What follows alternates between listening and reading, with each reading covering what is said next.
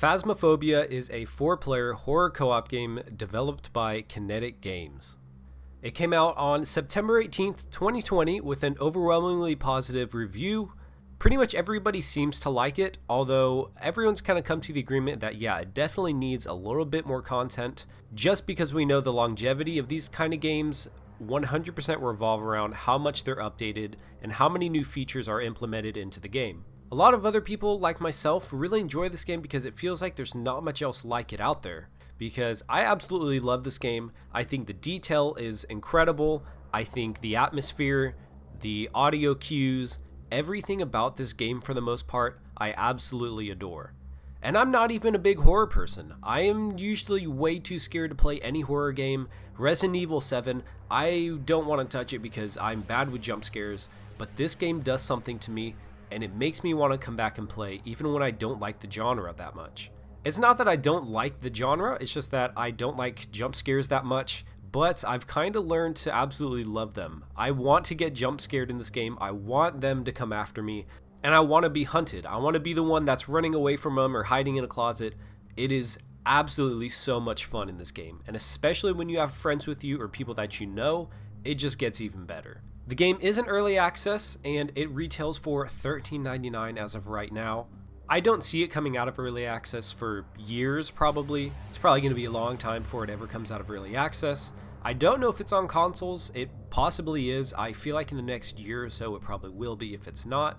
And it also comes with full controller support and VR support, which is amazing. I myself, unfortunately, I don't have a VR headset. They're a little too pricey, and I don't know if I can justify the price for how much I'll use it.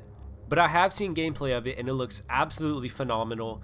It brings the immersion to a completely new level. I've played with some people who've been using the VR headset, and it is quite funny watching them. The animations are somewhat wonky, they're kind of jittery, but it's hilarious watching them throw things around or just pick things up. So yeah, I'm sure you can tell how much I enjoy this game and how I'm probably going to end up recommending it 100%. So getting into the gameplay, you can tell that you move quite slow in the game, and I actually kind of enjoy it. It adds a very slow pace to it, of course, and it really builds the suspense and makes you feel like you're in that house. And when you start off in the game, you're going to appear inside of a truck as your team slowly gets let in. And there's going to be a whiteboard as well. So it's going to be the optional objectives. There's going to be 4 every single time. It's going to give you the name of the ghost and information on whether if it gets angry if you say its name, or if it wants to respond to people alone or with everybody. Some of the objectives will be to take a picture of a dirty water sink, prevent the ghost from hunting with a crucifix, discovering what kind of ghost it is, or detecting them with a motion sensor or a thermometer. Beside that whiteboard, you're going to have a picture of the map layout, and if your teammates are inside the house, it will show exactly where they are and when they're moving.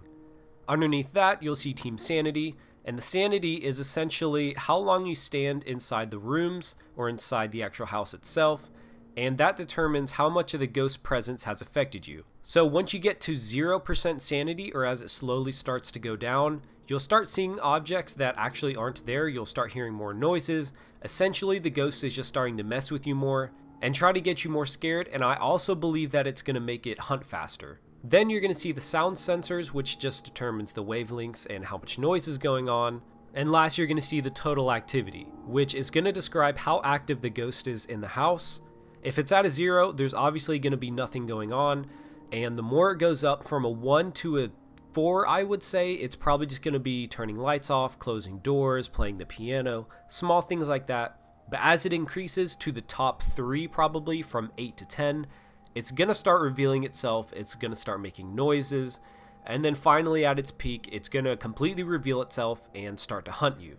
So you can tell the hunt phase is happening whenever your flashlight is constantly blinking, and you essentially want to run into a room, close the door behind you, and try to hide behind something and hope that he doesn't come and kill you.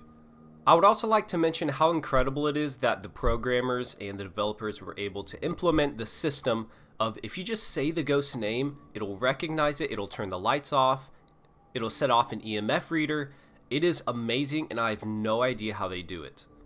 If you ask a ghost what is their age, normally they'll let you know. Sometimes they don't. It's kind of random whether they use it on the Ouija board When you ask them to reveal themselves, sometimes they'll do that as well. Whenever they're getting ready for the hunt, if you ask them to do that, normally they'll come out and start to show themselves. When you ask them a question that I'm sure is along the dialogue path that they've, been able to implement, they directly respond to it, and it is freaking amazing, man. I'm so impressed with this game.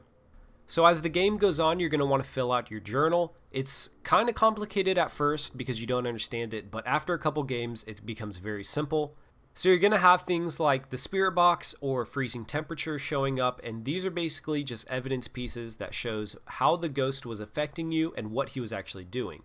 So after you get all of your evidence, you're going to find a ghost type, and there's going to be, I think, around 8 to 10 of them, 8 to 10 different ghosts, and they behave relatively differently, with a handful of them always just being very aggravated and wanting to kill you. You're going to have multiple different items in this game to help you survive, and none of them are going to be to actually kill the ghost. You cannot kill the ghost in this game.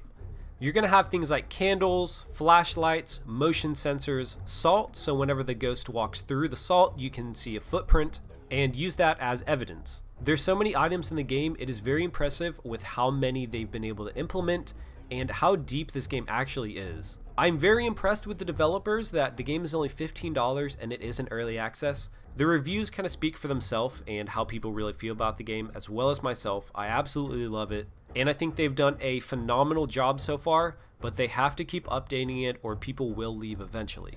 So getting into my personal thoughts on this, of course, this whole entire video, I'm sure you've been able to tell, I really enjoy this game. And it's been making some of the greatest memories I've had in gaming in a long time. I'm not huge on horror games, but I freaking love this one, and I hope to play it for the next 100 hours or so. If you want an idea of how atmospheric this game can really be, I'll let you see for yourself.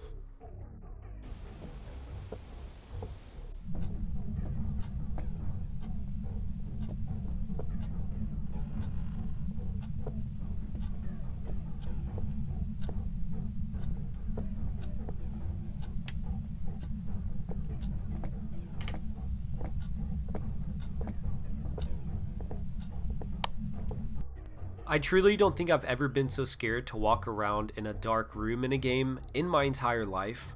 I've never screamed so loud whenever the ghost is starting to come after you when it's in its hunting phase, and I've never had so much fun being coiled in fear in a locker, hoping to God that this ghost doesn't come find me. I absolutely love this game, and I 100% fully recommend the $14 price tag, and I truly can't wait to see where this game goes in the future. So yeah, I completely recommend the price tag. I recommend getting some friends. Even if you don't have friends, the mic and everything is so much fun to use because even if you don't turn your mic on, the ghost can still hear you, and it adds a completely different dynamic that I absolutely love. So one of the bigger selling points about this game as well is going to be the mic feature. So not only do you have the regular mic to just turn on and talk to your teammates, there's going to be a secondary mic to where distance is definitely a factor in this game. So if you're within 15 feet of a person, you want to use the first microphone. That's just your basic talk. It's the most clear, and it's the one people use for the most part because if you're close to someone, it just sounds the best. But once you get farther away, you're going to have a radio, and you can talk at any distance. You can be on the complete other side of the map and be able to hear everybody fine, but if you use the other microphone, it's only for a close distance. And further elaborating on that, it gets even better because even if you're not using the microphone button, the ghost can still hear you. So a scenario will happen where, let's say you're just walking down the hallway and then a hunt happens. So you run into a locker, close it, turn your light off and everything. Even if you don't hold your push to talk button as if you're actually going to talk to your teammates or say something, your mic is always active, it's always hot. So even if you don't hold that button down, the ghost can still hear you. You have to be dead quiet in your room. If you have anybody else in your room or if you have dogs barking, the ghost can hear that, and more than likely he'll come after you and just kill you. I don't know if anything like this has been done before.